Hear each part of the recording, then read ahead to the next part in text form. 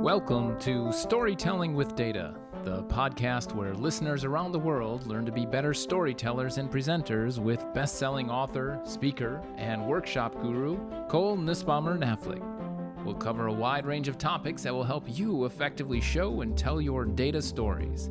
So get ready to separate yourself from the mess of 3D exploding pie charts and deliver knockout presentations. And with that, here's Cole. Hi, this is Cole. Thanks for tuning in. So I'm finding that as a parent, one of the things that makes me proud is when we teach the kids something in a given situation, and then we see them later applying that lesson, that thing, in a totally different scenario. This actually happened recently. The kids, I think probably on a monthly basis, have share day at school. This was called show and tell when I was little, which is they're meant to bring something that's precious to them or important to them from home and talk about it with their class. And now my husband, Randy, and I, we are big proponents of public speaking and the need or the benefit that you get from being able to and comfortable to speak succinctly in front of an audience. So the earlier you learn those skills, the easier it is. And we try to use these regular share days to foster that, where the guidance is, don't just share the thing in front of your class, think about the people in the class. And you might build a sense of intrigue, right? You could ask some leading questions and build up to the reveal of the item that you want to share. We actually have a ton of fun practicing this delivery, usually around the dinner table when the kids have a share day coming up. So I was delighted actually to see our oldest, Avery, he's just about 8, employ this the other day, not at share day, but with me. And I didn't recognize it at the time. I was only reflecting back. So just to set a little bit of context, we got chickens earlier this year, and they are egg-laying chickens. So over time, they've each started laying eggs. They lay about an egg a day, and we have 9 chickens, except for 2 of them who were quite slow to start. And Randy gives me a hard time because these were the 2 that I picked, right? They're smaller than the others. They're fancier than the others. They're certainly the lowest of the pecking order. And they're gray and white speckled. And they are supposed to lay blue eggs, which we've all been very excited about. But for a while, all of the other chickens had been laying, but we had yet to receive any blue eggs. All right, fast forward to this past weekend, and Avery comes up to me. I was in the house doing something and starts asking me questions. Right? Do you know where I just was, Mom? No, Avery, I'm not sure. What were you doing? Well, I was outside. Do you know what I was doing outside? I don't know. Were you riding your bike? No. And he goes through this series of questions with me, giving some hints along the way. And it turns out this was all build up to eventually reveal the very first blue egg. And it was beautiful. But it was also such an interesting example of him doing what I described, right? Taking in a lesson that we teach in one spot and using it in a very different place. And not only did he use it in a different place, he customized it for me, right? He thought about me as his audience as he was crafting his questions and giving me hints along the way. And it turns out that that's a really important thing for us to do in general when we're communicating, right? When we're communicating data, when we're communicating anything, pretty much. We're not doing it for ourselves. We're doing it for them, for our audience.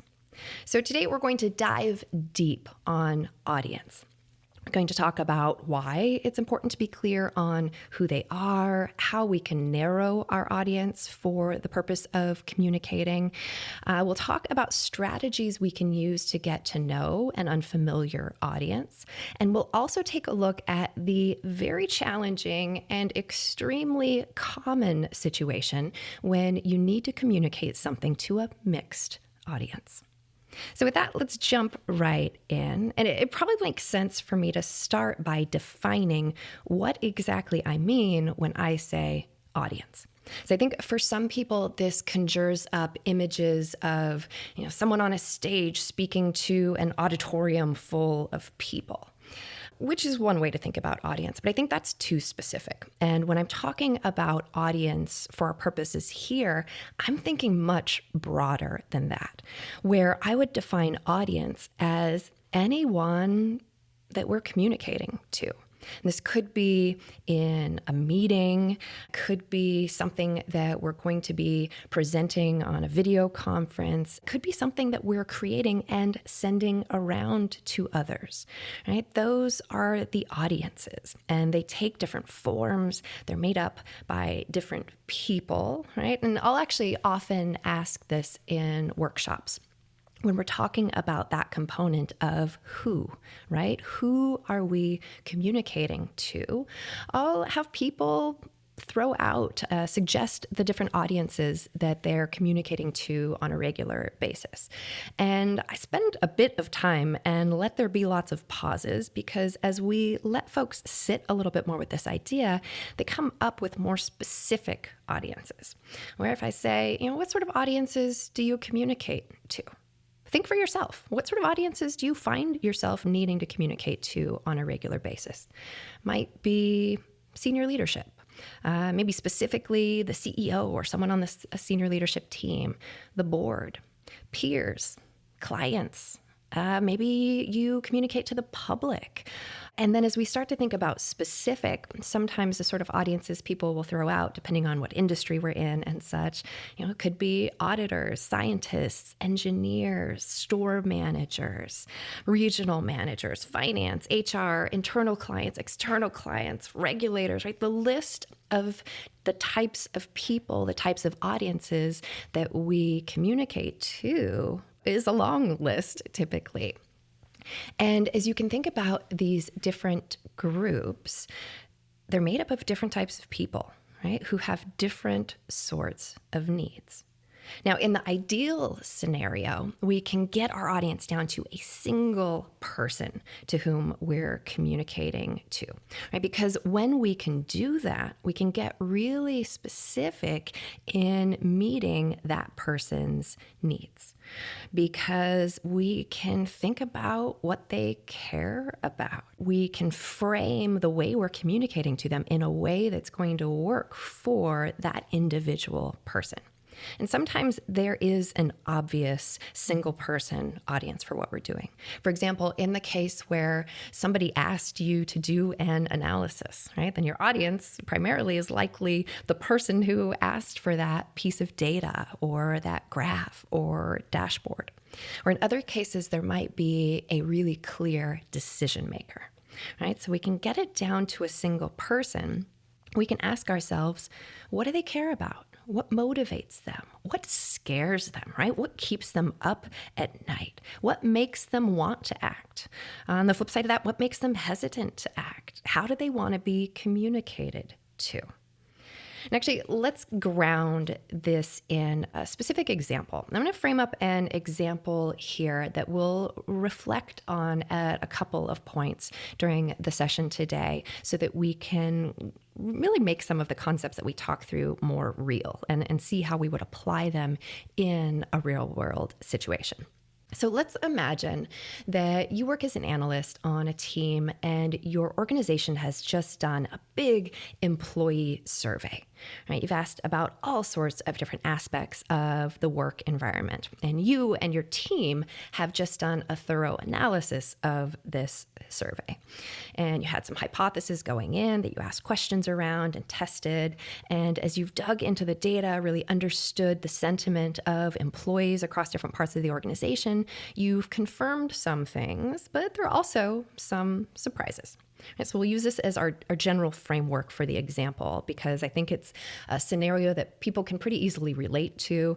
There are also a lot of nuanced things that can come out of an employee survey. So it'll give us a lot of meat to work with as we talk through some different ways to think about audiences and scenarios and how you might apply some of these concepts. All right, so I just mentioned we learned some surprises through the survey. So let's say that one surprise that came up is related to items and themes around clear communications from leadership and people understanding the company and their team's goals. And that generally the sentiment here is positive and consistent, except for in one part of the organization. And so you've dug deeper, you've read through comments, tied different bits of data together. And what you're finding in this part of the organization is that the individual teams feel clear about their goals, that really the dissatisfaction is centered around communications from the vice president of this particular part of the organization. And this particular leader is a superstar who rose up through doing fantastic work in the organization. He's very action-oriented and hugely respected by his team. So we can take all of this into account when we think about our framing, right? We need to communicate to this VP that something's not working as it should be or as well as it could be. So as we frame this, we can think about him and how we might best frame this in a way that's going to be motivating. So, for example, we could frame it as a blind spot, right? Here's an issue that needs to be addressed. We could frame it as an opportunity to tackle, right? If we know that he cares about his team and the organization and the success there, we might frame things as addressing this will make those things better. Perhaps he's really motivated by competition, and we could get attention on this by comparing scores for his part of the organization to other parts of the organization as a way to highlight the challenge or the opportunity. So this framing is important. And what it's dependent on is who we're communicating to, right? None of the types of framing that I've described here is inherently right or wrong, but they are personal. So in that regard, there is a right and wrong when it comes to the specifics of who you're communicating to. And actually, a related anecdote, this is from my husband's work several years ago. He was working for an organization leading HR, and they wanted to make some changes to paternity leave at the organization. And he knew going in that this particular leader was probably going to be hesitant on this, maybe be cost sensitive, but also knew that this leader was very motivated, let's say, by being on par with other organizations in the industry, meaning offering benefits and a work environment that is at least as good, if not better, than some of these specific peer organizations. And so in that case, the way to get the attention and get the support and action, or the way that they tried out that ended up working successfully, was to not to say we think we should increase paternity leave, but rather to say, here's what paternity leave looks like at other organizations in the area or in the industry. And here's where ours is. And ours is lower, obviously. What do you want to do? Are you good with where things are at, or do you want to make some changes? And so in that way, they were able to get the attention of the leader and get him to be the one to suggest the changes, all because of this framing. And by being thoughtful about what would work, what would be motivating specifically for him. Right? So when we can get it down to a specific person that we're communicating to, we can get really specific and nuanced in how we do so. Let's, though, think about the more common scenario, which is when we can't maybe narrow it down to a specific person. We're facing a mixed audience. And now mixed audiences, by definition, are challenging, right? Because they're mixed, it means that the people who comprised the audience are going to have different needs. They're going to have different things that they care about. And it's pretty much impossible to meet multiple different needs simultaneously. Now, it doesn't mean we can't communicate to mixed audiences, right? That's a reality, but it means we can be smart about how we do so. So let's think about a couple of different scenarios here. First, we'll look at how we can prioritize and target within a mixed audience. And then we'll look at a case where we actually can't do that. We need to communicate to everybody with equal footing and talk about some ideas there. So oftentimes when we create communications, I think we do it with more people in mind than we need to, and in trying to satisfy more needs maybe than we need to. And the challenge with that is when we're trying to meet multiple needs simultaneously, we're not going to be able to meet any one of them as well as we could if we just targeted and got more narrow with our priority audience within that mixed audience.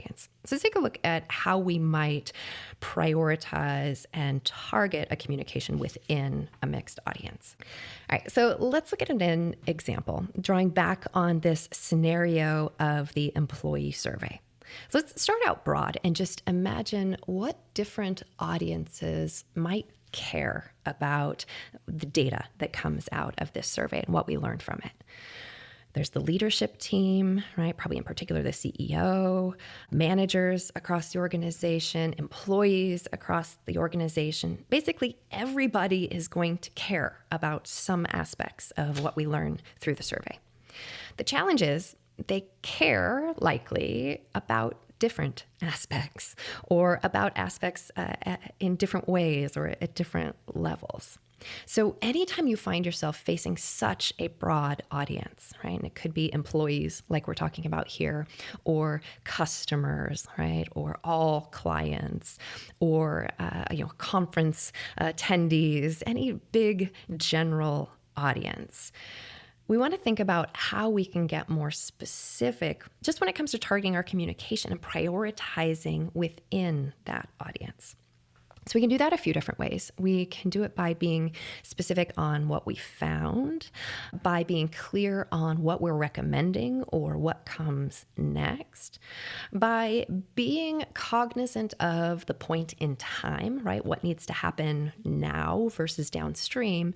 And then in some cases, in many cases, I should say, it makes sense to think about who the decision maker or set of decision makers is. So let's get more specific in the context of this example to see one way that we might do that.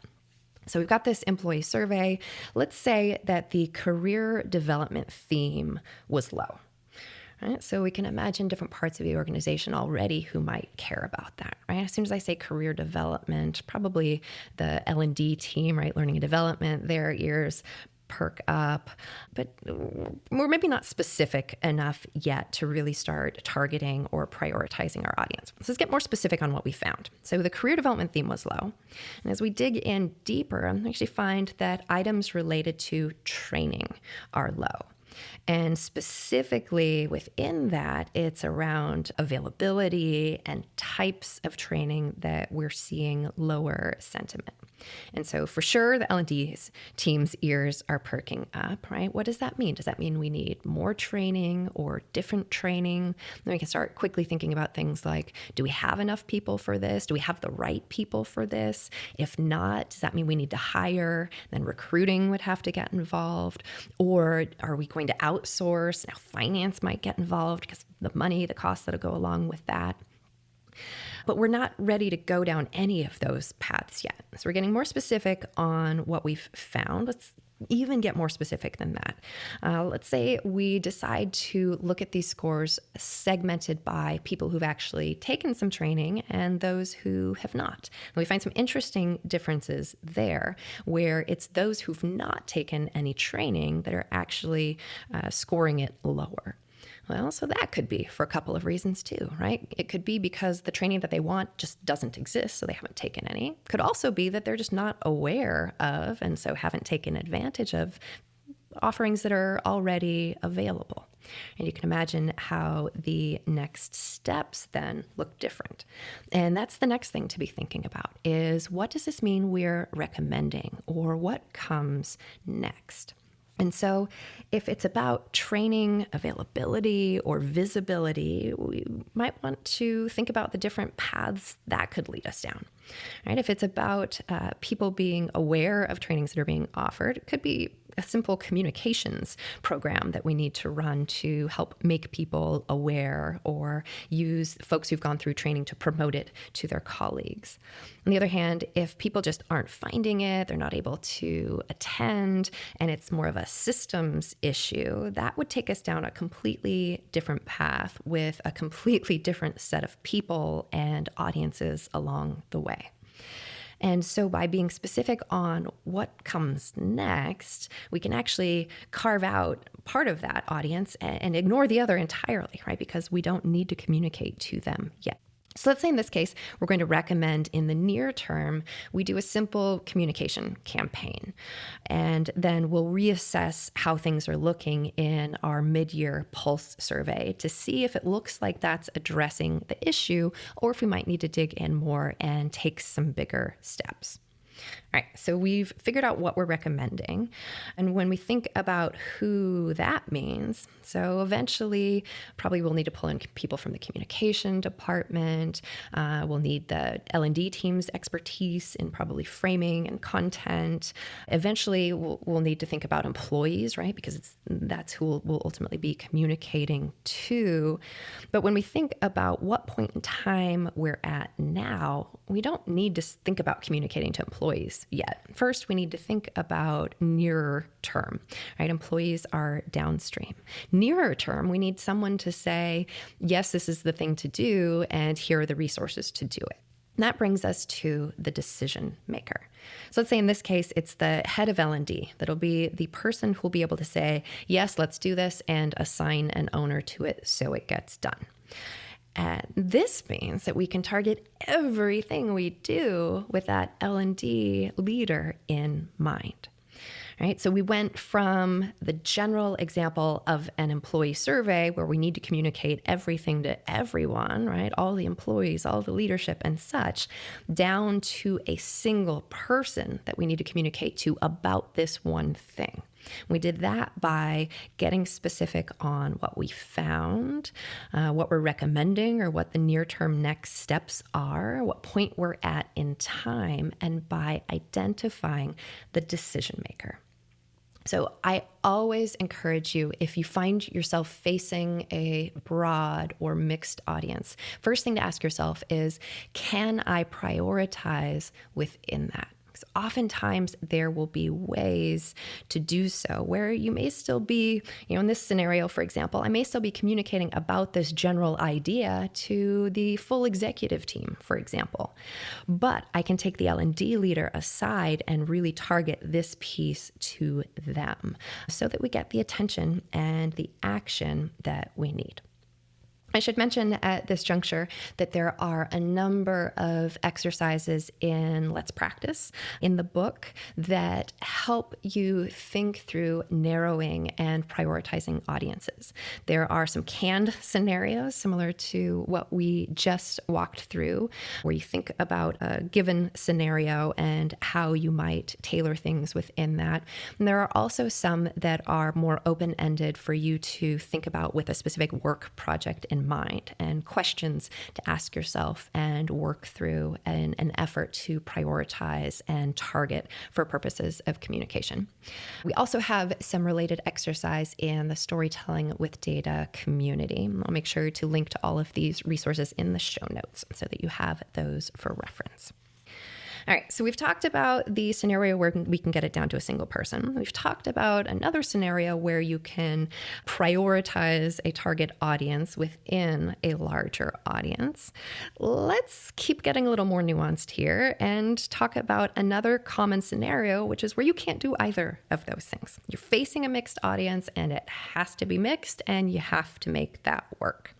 This could be a leadership team, right? We've referred to them a couple of times already. It might be a steering committee, or thinking more broadly, it could be customers or employees or conference attendees.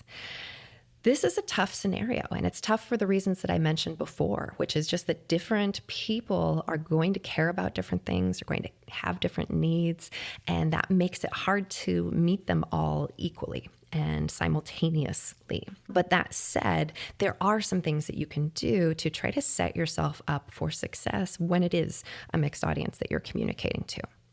One way is to start by calling out the fact that it's a mixed audience, right? That you recognize that people are coming at it from different viewpoints and having different needs, and sort of just describing the elephant in the room, if you will.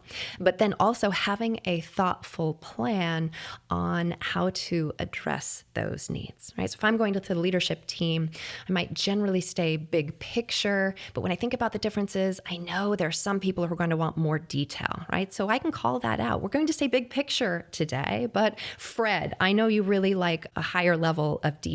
And so we'll meet with you separately to go through that, right? Or as you're thinking strategically about meeting that need, maybe you meet with Fred in this example ahead of time to satisfy that need for detail so that you can stay big picture when you have everyone together and have that still be useful and workable scenario. You can also think about, rather than differences, what if you find ways to focus on things that are consistent and the same across your mixed audience, right? Is there a common goal or a common pain point that you can use to anchor what you're going to be talking about? And you can think about how either goals or pain points, how they overlap across different members of your audience. There's actually an exercise that we do commonly in our workshops around this idea of the big idea, right? The single sentence message that is your main thing that you want to communicate. And we'll use the big idea worksheet to help people think through that and craft that for their specific project. And part of what the worksheet does is just has you get really granular on your audience in terms of what they care about, specifically from what's the standpoint of what's at stake. Right? What are the risks if they don't do the thing that you need them to do? What are the benefits if they do take that action? And where you can find areas of overlap in that what's at stake, whether it's on the risk side or the benefit side, sometimes that is common ground that you can identify and use as this starting point to bring everybody together, recognize a need that is consistent, and use that as a place to communicate from when it comes to getting people's attention and motivating them to act. Another way to do that, or another way to think about how you might bring overlapping needs or goals into a mixed audience, is by showing everyone something that is relevant to them that can be compared across. So, for example, if we think of our employee survey scenario that we've been talking about, you could think about maybe if I'm communicating to the leadership team, I show a table or a graph that shows some metric or some interesting piece of the survey and what we found segmented by the areas that each of the leadership team oversees. Right? So maybe there's some aggregate percent favorable score that we have, or we have themes that we want to show those by. We could show that first and foremost across the different areas of the organization that the leaders support, as a way to get everybody on the same page in terms of how their organization performs compared to everybody else's. And maybe there are some consistent low points or high points to be able to use as a starting point for that conversation. Another strategy that sometimes can work in a mixed audience is just to be really thoughtful about when you need more or less attention from the different segments of that audience, right? So if, continuing with the scenario of you're communicating to the leadership team, maybe you're going to get to the part that the L&D leader is going to be interested in, but you just covered something that's maybe less relevant. Call that out, right? Melody, you lead L&D, you're going to care about what I'm going to talk through next, right? You can use vocal cues to get people's attention back if you think you've lost it. Or in the case where you are creating something that's going to be sent around, you want to structure it such that people can easily find and turn to the sections that are going to be relevant to them. I think anytime you're facing a mixed audience, probably the biggest question to ask yourself is, what does success look like? What do I need out of this? And given that, what do I need to communicate in this mixed setting? And what might I segment out so that I can communicate in a more targeted way? Let's take a look at an example. And for this, I'll come back to the employee survey that I keep mentioning. And let's imagine this is the scenario where you're giving an overview to the leadership team. And you go in knowing that this can't be everything to everyone in a single sitting, right? That's just not going to be realistic. So this is one of those cases where we can employ a lot of the strategies that we just talked about, right? We can consider where there are similar goals or pain points. And when we think about our goal for that meeting, maybe we need people to know generally what the company level scores look like, right? Themes, where things are positive, where there are pain points that need addressed. And we can think of, if we know this is a competitive group, maybe we do use that leadership scoreboard that I mentioned before, where each person can see their scores or their organization scores and also compare those to others. Though I should caveat that, because in certain groups, this doesn't work at all.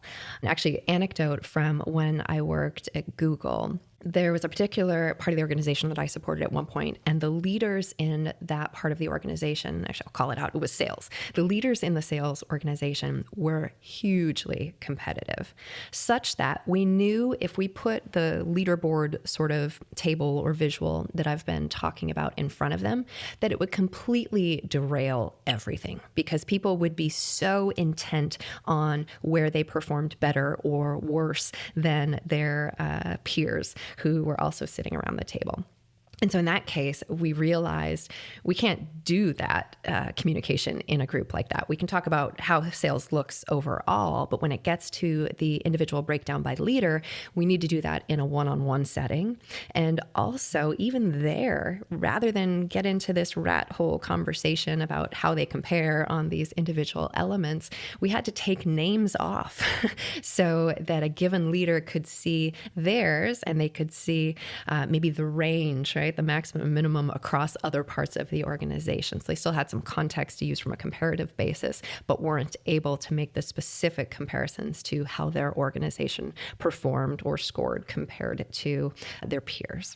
So this is just another illustration to really get you thinking critically about your audience, right? And how, when we design how we communicate with them in mind, we are able to better, or not as well, right? If we make some missteps, communicate and get the attention where we need it, and ultimately get the action that we need.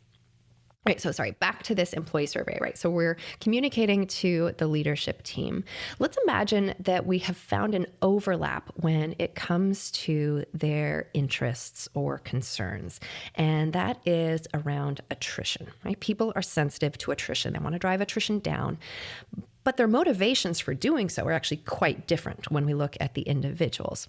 So for example, the engineering director, she is sensitive to retention because they put so much effort and time into their hiring process that to hire someone is actually quite expensive when it comes to just how many people are interviewing them and how much time they're taking, all of that, so that they're very thoughtful in wanting to retain people for as long as they can, given that extreme amount of effort that's put into the hiring process. Whereas on the marketing side, maybe the concern is more around the fact that they've noticed that the groups are very tight, the teams within the marketing organization. And what happens is when somebody leaves a team, and particularly if it's a manager, pretty much everybody else follows. And what they've had historically is just holes in the marketing organization because of this exodus of teams when somebody leaves. So these are two different senior leaders who care about something for a very different reason, right? Which means the way they might go about tackling concerns or issues there might be very different, but we have found this unifying thing that they care about. So when it comes to how we communicate in the mixed setting, we can focus on that thing, right? And back to this idea of considering what you communicate when everyone is together and what you do individually. We could communicate about the attrition piece together, right? Get everybody on the same page when it comes to a need for action there. But then your actual action planning would happen separately with these different parts of the organization, with these different leaders, because of their different concerns when it comes to the broad theme. So just to recap on the mixed group piece, just be aware that in many cases when we're facing a mixed audience, or at least in the sort of scenario that I described here, we'll talk about the conference customer, more broad scale stuff a little bit soon. You can't do it all in a single setting or a single sitting. And it means having realistic and clear goals on what you can accomplish as a mixed group and really using that time and attention wisely. And then figuring out what it makes sense to address separately. And in combining these things, it really sets you up for success, for ultimately getting the thing done that you need. All right, so we've talked about a lot of stuff already. We're going to take a quick commercial break. And when we return, we're going to talk about the scenario when you maybe don't know your audience, and specifically strategies we can use to get to better know and understand an unfamiliar audience. Wondering how to help your team learn and develop in today's environment? Are you looking for innovative ways to drive engagement and take data storytelling to the next level? The Storytelling with Data team is bringing a wide range of sessions to organizations around the world, virtually, including our 60-minute webinars that deliver practical tips, to our half-day foundational or targeted workshops that bring to life the data storytelling lessons using your company's DataViz examples. Let us help bring your team together, virtually, to connect and learn to be better data storytellers. Visit storytellingwithdata.com and click Attend. That's storytellingwithdata.com and click Attend. Welcome back. Before the break, we started diving into audience, talked about the scenario where we can identify a single audience member or prioritize to one or a small group of people. We also talked about some strategies for communicating to mixed audiences.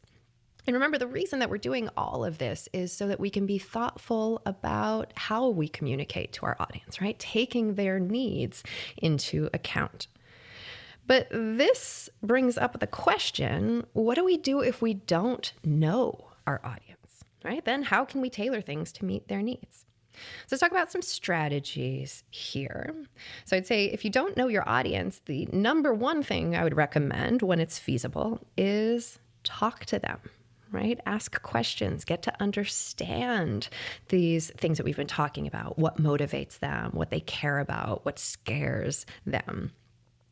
Now, it's not always possible to talk to our audience. So in cases where it isn't, we could think about talking to someone who knows them, someone who works with them or has communicated to them successfully or unsuccessfully in the past. Right? You can get insights from other people's work with the given audience. You'd also think about talking to people who are similar to your audience. When you can't do any of these things, or if it just doesn't make sense from a time standpoint or given the scenario, sometimes you're left to make assumptions about what is going to matter to your audience, how they're going to want to be communicated to. When it comes to this, I definitely recommend pressure testing those assumptions, and colleagues can be useful to test that out with. Be clear on the different things you're assuming about your audience, right? I'm assuming they are going to want a lot of detail and that they're going to care more about this thing and less about this other thing. And ask your colleague to play devil's advocate as you talk through that. It'll help you test some of these assumptions. May also highlight other assumptions you're making that you perhaps aren't clear on. And when you're doing this, really be thoughtful about how is your audience different from you? Because our default often when we communicate is to assume that everybody has the same sort of priorities as we do. And so being really clear on where could they be different? Where are they likely to be different in terms of their needs and such? It'll help you identify some of these things. Now, those are a couple ideas from me. I also put this question out on Twitter to say, what strategies do you employ when you're facing an audience and you need to communicate to them and you have not done so in the past? I've got a ton of good ideas. Many echo what we've already talked about here. And in particular, a number of people said, talk to them or talk to people who know them. But I'll outline some other ideas that came up as well. Michelle says, I try to look at the types of things they've shared previously on social media. If it's an organization, I like to review current job openings and descriptors to offer clues on priorities, tools, and culture. This is an awesome suggestion. You can think of how this could work. Say you're facing a new client group at an organization who you've not worked with before. Looking at social media, looking at the news can be ways to get insight into the culture at that organization, which may even help you frame some of the questions that you ask this new client group at the onset to get to know them. Jeff raised the idea that it's good to first present or teach someone in a one-on-one basis with a similar skill level. And this can be fantastic, particularly if your audience you anticipate they'll be at a different skill level than you, right? Or than you typically communicate to see what sort of questions come up can help you with your framing in big ways. Someone who goes by Wabi Sabi on Twitter says, I make sure that for every point I make, I have a non-technical and a technical version if I'm not sure how comfortable they are with numbers and statistics. And I also use a lot of analogies. And so this is a great idea. Obviously, this takes more time, right, and thought to be thinking about both the technical and the non-technical explanation or graph or level of detail. But when you think about it, when you do this, when you take the time to do it, it means you are well positioned to meet pretty much any need when it comes to the level of detail or explanation that you need to be able to give, whether that's going deep into the weeds or staying high level, big picture. It can be an excellent thing to take the time to do. And I should mention that everything we talk about today, right, you won't necessarily do all of this, or you won't do all of this every time you communicate anything. What I'm talking about here is when you've got something important or critical that you need to communicate and you need to have the right people paying attention to the right things. That's when it makes sense to be more thoughtful than we might typically when it comes to crafting how we communicate and doing it with those specific people's needs in mind. Building on this idea of knowing both the technical and the non-technical versions, Mark says he prepares like I'm writing a choose-your-own-adventure book where the audience gets to dictate our content, technical, non-technical, offshoots, etc., while still hitting the main points in the theme. This is another fantastic idea and another one of those things that takes time to do. But you can imagine if you've plotted out this whole choose your adventure sort of scenario, it means you know your stuff really well. And you can make it work in the given scenario, even if it doesn't look exactly like you expect it to going in. Jen suggests asking open-ended questions. And so this would be like in the actual meeting, in the setting, without there being right or wrong answers, to ask different audiences members near the beginning of the presentation. This helps getting to know them better and sets them as participants versus spectators. So all good ideas, right? When we can really get insight during the session and use that to customize. And if you think of pairing that with some of these other ideas, asking these open-ended questions at first to get a sense of needs, and then having materials that will allow you to really meet that at the appropriate level.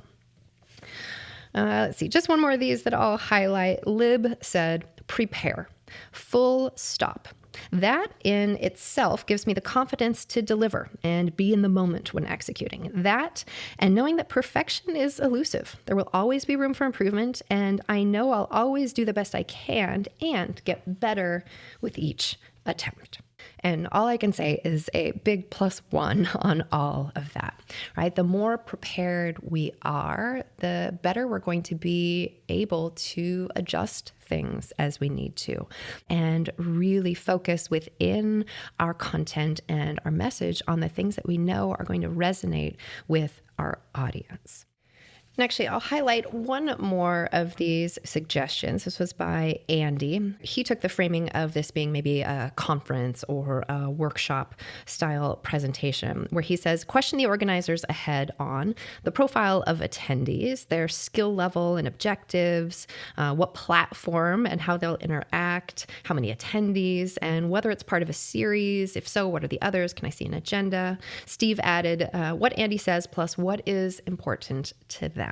Right, so that gets us thinking about this idea of a conference or something where we have a large mixed audience. And one thing that can be useful at times there is to think about different personas within that audience. So for example, if I'm speaking at a conference, I'm delivering a keynote, I may not know the individual needs, but I can make a lot of assumptions, and I can actually group people into different segments and then think about what each of those segments might care about or what I want them to get out of the session.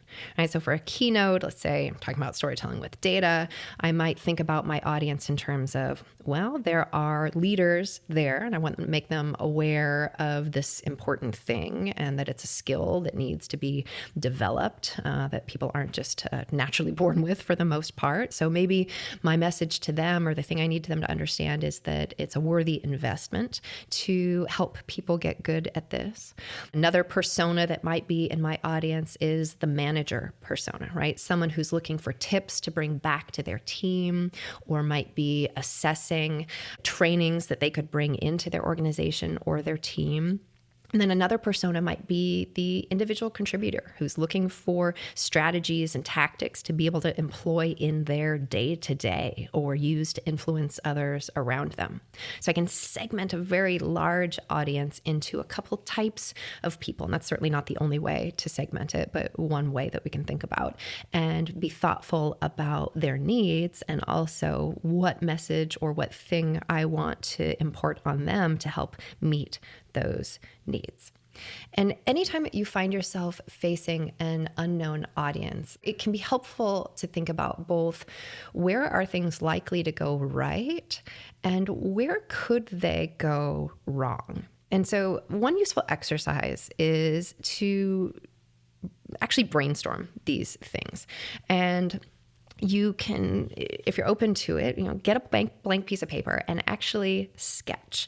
And this is an exercise I've done in the past where I'll have people sketch an audience member. It can be a stick figure, right? Or you can get more nuanced with it than that. But I think drawing and seeing the blank piece of paper and starting to fill it with something a little artistic just accesses some different parts of our brains, gets us out of the normal day-to-day, gets us thinking a little more creatively. So draw an audience member. And also just by having it be a person, it reminds us that we're doing this all for somebody else, right? There's a person on the receiving end of everything that we're doing.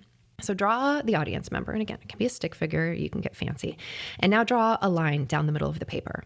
And on one side of that line, and usually I'll start with the left, on the left side, write why that audience member is likely to support you, right? Where are things going to be easy?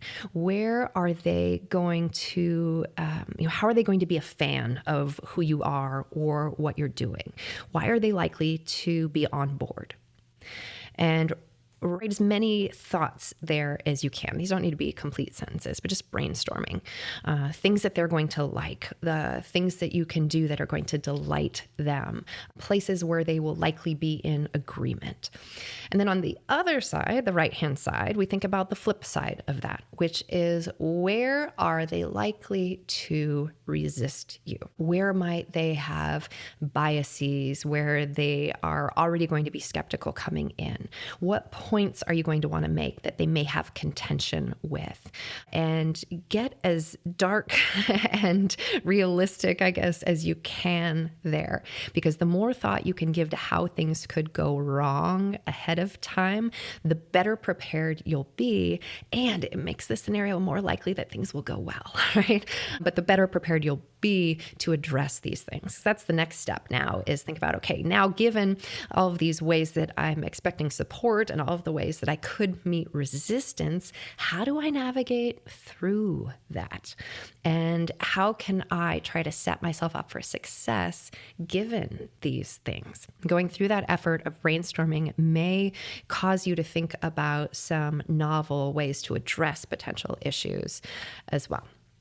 All right, so we've talked a lot about audiences, getting to know our audience, but one thing that we haven't really addressed is why, right? Why do we do this in the first place? If we can identify our audience and we know their needs, we understand them, how does that help us when we communicate?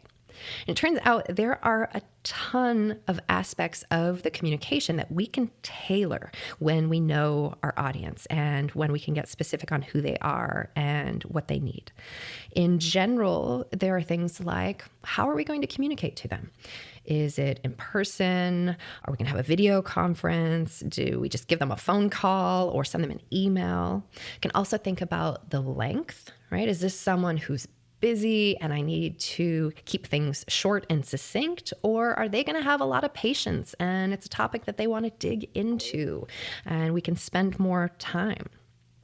Related to that, I can also think about the framing. Do I start with the so what, or do I build up to it or lead up to it? I can think about how formal things need to be, right? Is this a casual conversation, or do I need to have a polished presentation deck to present?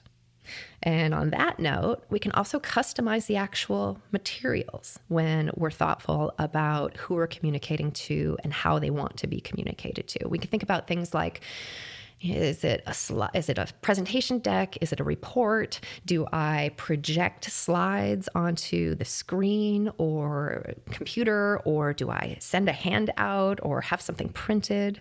What level of detail should we get into? Do I want to keep it high level, big picture, or is my audience going to want a different level of detail? We need to get into the nitty gritty. Do they like data? Do they need data in order to be convinced, right? This can also help with that level of detail and help me make decisions around, do I use graphs? Where do I use them? How do I use them? Which types of graphs do I use? Do I need to stay basic and straightforward, or can I get some stuff that's a little bit crazier and get more complicated in ways that will actually better meet my audience's needs? I can also just think about the general environment, right? If we're meeting, where do we meet? Do I go to their office? Do we meet in a conference room? Might they appreciate a walking meeting? Or today, right? Many meetings are over video conference. I can think about, what platform do they like? Are they comfortable with? Even tailor the technology to them. When to meet is a consideration, right? Do I know there's this meeting that always puts this particular person in a bad mood, and so maybe I don't want to follow that directly, or I know they have a lot of energy in the morning, so that might make sense. Do I involve others, right? Is this something that is best in a one-on-one scenario, or are there other influencers who I might bring into the conversation to better set things up for success? Right. So when we step back and think about it, we can tailor a ton of different things to our audience when we're clear on who they are and their needs. Now, we won't always be able to optimize for all of this, but the more that we can do, right, the more thoughtful we are about communicating, not first and foremost for ourselves, but rather for them, right? For our audience, for the people on the other side of things. It means we can be really thoughtful in how we set ourselves up for success and how we meet their needs. And when we meet their needs, then we're in a better position to get our own needs met as well. All right. I think that is the majority of what I want to say at this moment on audience. I want to shift next to some listener questions. There have been a number of questions actually that have come up in different places lately, a couple times in the community, in different conversations, and just in conversations that I've been having where people are either contemplating graduate school or evaluating programs for furthering their education. My own brother, I'll lump into that category. He's thinking about maybe going back to school. And folks who've reached out to ask, what do you think about when you do this? Is this program good or is it not? And so I want to answer this question more generally. And I'll also in the show notes point people to some specific conversations where if they want to weigh in or read what others have weighed in with, they can do so as well. That oftentimes when we're thinking about going back to school or we're thinking about certain types of programs, it's because we want to make a change, right? A career change, or because we want to get into a certain type of career. So I'll often suggest stepping back and thinking about, fast forward. What sort of job do you want? What does your ideal job out of the program look like? And actually get hands-on with this and explore jobs that exist today. All right, go to LinkedIn and start doing some searches and reading job requisitions to understand what sort of skills people are looking for, what sort of credentials, what sort of experience. And this will also just help you get specific on the names of the types of whether it's industry or roles that sound interesting. And then you can back up from there to think about, okay, given that, right, if here is the suite of sort of job roles that sound interesting, and now here's the list of the sorts of things that they are looking for and for someone who's going to be qualified for that. Now, where are there gaps in what I have or what I can develop where I'm currently at or with what I currently have access to, and how can I fill those gaps? And that's where then you can use, it's just a different lens to evaluate different programs when you're thinking about furthering school. Because there are some who find just value in the learning, and that's great. But if there is something specific that you're trying to get out of it, which I'd argue you're going to be more successful and more bought into any program by virtue of having done that, right? Know what you want to get out of it means that you are more likely to get that thing out of it and find programs that are going to be well aligned to meet your needs. So as I mentioned, I will point to a couple conversations in the community where folks have asked about specific programs, and there are others who've weighed in, and of course, invite anyone who has experience or other ideas related to this to weigh in with their thoughts as well. Another conversation in the community that I will link to, and actually this is from Elizabeth on the team here. She recently did a guest lecture at a university and had a question from a student that she was hoping to crowdsource the response to. And the question was, how does the success rate of driving change differ when using data storytelling versus simply presenting data? And this is a hard question, right? I can understand why she was trying to crowdsource some good ideas here. Because the efficacy of data storytelling isn't something that you can tie back necessarily to the data storytelling. Because what happens when things don't work typically is just nothing, right? And so when things come together and work in a way that's good, meaning you craft a story that is compelling, you have visuals that are effective in supporting that narrative, you get the attention from the people who need to pay attention and the action that you need. There are so many different things you can pin that on, right? Was it the data storytelling? Was it the structure you employed? Was it the fantastic graphs you made? Was it your delivery of the content? Was it because the person was likely to say yes anyway? Right? There are all these different factors that go in. But I do think that's the thing to reflect on over time. And particularly if you've not been employing some of these things going back, right? If the default is to do an analysis or put together your quarterly report and just throw it into graphs and send it off, and we know there's no clear link to what happens after that. So what happens now if you start employing some of these aspects? Rather than just send the analysis, frame up a discussion and target where people look in individual graphs. Put takeaways on the slides as their titles. And if you can start to see, as you make these changes, more conversations happening, better conversations happening, actions, attention, those sorts of things, that is all of this having positive impact over time. And I will say, I mentioned it's hard to measure efficacy, but I try to stay connected to organizations, particularly after we go there and have a workshop, or in the virtual world, do a workshop and get to know the organizer and get to know the participants, of understanding where are things working, where are they employing things and having success with that. And actually, related to that, one thing that we've seen a little bit of a pattern of, or at least that we've observed in a couple of client organizations, is after a workshop where they maybe sort of over-index on decluttering, right? Getting rid of the things out of their visuals that don't need to be there, but then don't subsequently take steps to focus attention and tell a story, that can actually backfire a little, because the feeling tends to be that stuff has been taken away, but value hasn't been added in its place.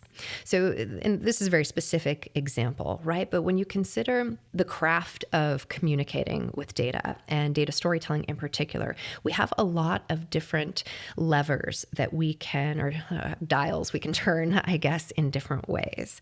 And I think exploring and being, exploring with wide open eyes in terms of taking things in, and wide open ears in terms of listening, so that when you try tweaking some things and making them different from what they've historically been, notice what impact that has. Get feedback on what impact that has. Does it mean people are paying more attention and having more conversations and doing more things with the data, or the alternative? And that will help you continue to dial these things in a way that's going to work in the context of your organization, in the context of you and how you present. And anecdotally, I will just say, yes, absolutely, there is value when you move away from simply showing data and really using it to tell a story. Just in terms of the kinds of conversations that happen, the attention you get, and the personal and professional development that comes as a result of thinking about how we communicate data in a different way.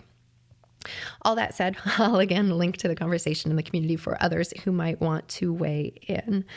One final question from Simon, who asked about innovation. And I think his particular question, I didn't write it down in its entirety here, but was around, where do you see innovation, and where do you see it done well in terms of storytelling with data principles being applied, and whether there's room for innovation in how we think about things?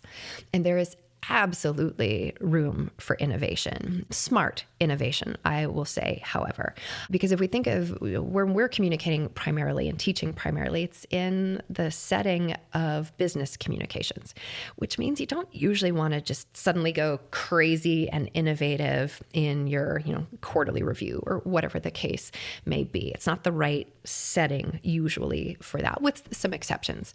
But innovating behind the scenes, innovating through things like the monthly challenges that we do, I think what we can do is we can go crazy in those less risky spaces and learn really interesting things from that we can then use in our day-to-day, or use aspects of in our day-to-day. Just a specific example. So And actually where you can see a lot of crazy stuff in, when was it, October, our monthly challenge was around xenographics and, tackling or addressing, overcoming your xenographobia. So your scare of unfamiliar charts. And we had people do all sorts of crazy stuff. And that was the goal. That was the point. And there was one visual, I don't remember offhand who created it, but it was animated. And it pulled all the data points together. Oh, I know what it was. It was the Titanic. I think Deaths in the Titanic from Simon, not the Simon question answer, a different Simon, where you saw all of the data come together, like the physical data points move in some different ways. And the way it moved was beautiful, but a little bit out there, right? I wouldn't necessarily take that same visual now and use it to communicate something in a business setting. But I can learn from it the impact of seeing data move from one type of visual into another. And that grounding can actually be really useful. For example, if you're in a business meeting and you are needing to communicate something in a different way, you can first show the way it used to be communicated and then actually animate the transition from that to a new view in order to create that linkage clearly for your audience. And we actually have a video in the community where Elizabeth shows doing something similar to this on the topic of overcoming resistance. I'll link to that in the show notes as well. But I absolutely think there is room for innovation in this space. And even when it comes in the business setting, where maybe we don't think of that as an innovative space. But when we play with things, when we look at things through different lenses, it gets us to know our data better. It gets us to know our tools better. It gets us to see things in a different way. And there will always be learning from that process that then we can apply in all sorts of different spaces, even if it's not the exact same view that we maybe would use in a non-business setting. All right, I think that is enough rambling from me. If you have questions, by the way, the best place to put those these days is in the Storytelling with Data community. There's a conversation section because then you get the benefit not only of me weighing in, but with everybody else in the community sharing their ideas and suggestions and challenges and successes as well. And as we hear here, many of these then make it into the podcast too. So with that, I'm going to say thank you very much for tuning in. Before we wrap, I have a couple of quick updates. First off, we have an upcoming virtual mini workshop that is on December 14th. We're in 2020 as I record this. That's open to our premium members. And in it, participants will get hands-on. They'll get to discuss giving good feedback and improving a real-world visualization with other attendees. If you're listening to this after the 14th of December, we do these virtual events monthly. So there's definitely another one coming up. And they're also all recorded for future viewing. So you can access all of that goodness by going premium in the Storytelling with Data community. Info on that can be found at community.storytellingwithdata.com/premium. Speaking of the community, the current Storytelling with Data Challenge, which is open to everyone, is live and runs through the 31st of December. It's also on the theme of critique and makeovers. So if you'd like to take a turn revamping an existing visual, be sure to check that out. Details at community.storytellingwithdata.com/challenges. To those listening to this episode soon after its release, it is currently almost mid-December of 2020. And I am feeling very thankful. It has been a crazy year, to say the least. And I think I speak on behalf of the team when I say this as well, feel very fortunate to still be able to be doing what we love doing, right? To have you listening to this now. And so I wish you a fantastic holiday season and thank you for your support. Speaking of support, if you like what you hear, please subscribe and share with a friend. And with that, be sure to follow at Story with Data on Twitter and Instagram. Also check out all the great resources at storytellingwithdata.com. Thanks for listening.